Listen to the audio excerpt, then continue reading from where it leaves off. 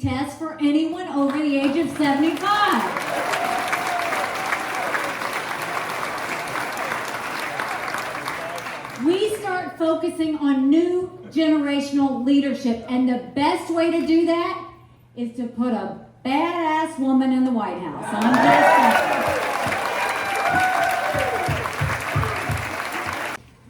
When businesses are hurting, you stretch that dollar, you get creative, and you get smart. And when times are good, you don't celebrate because you know the bad times are going to happen again. That's when I learned the value of a dollar. I went on to Clemson University, go Tigers, and graduated with a degree in accounting. I have a beat-up Chevy pickup and a Volkswagen. And here's where I need help from you. I will vote for you, and I will declare this now in front of everybody in this room. And we need to do that. We need to do that. Don, I voted for you, and I campaigned for you. I need one of those signs before I leave tonight so I can put that on my front lawn in Franklin, New Hampshire. I'm proud to do it. I will support you. At age 72, if you would ask me to put the uniform back on in the Marine Corps in 69, I'll do it.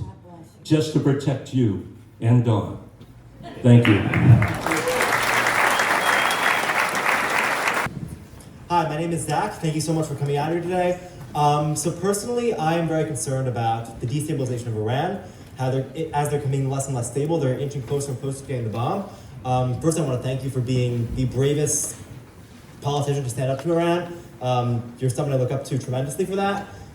So as someone who's deeply concerned for the security of America, as a Jew concerned for Israel, how far will you go and what will you do to keep the bomb out of Iran's hand?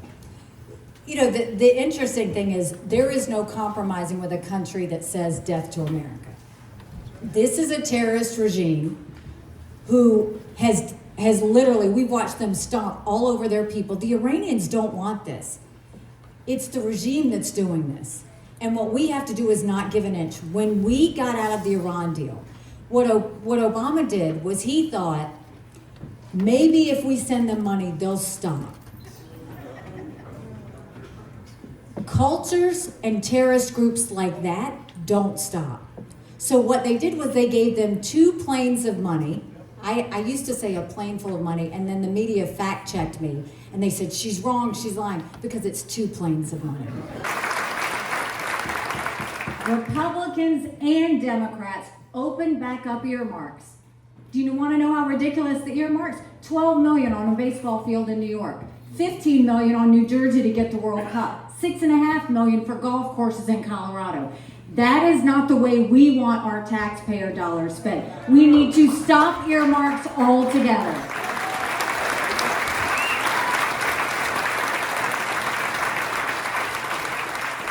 15% of our budget, our federal budget, is going to pay interest. Don't you think that's enough to say, let's stop borrowing money?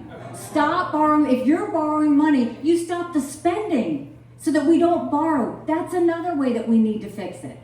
The third thing we need to do is understand that we have inflation because of the supply chain.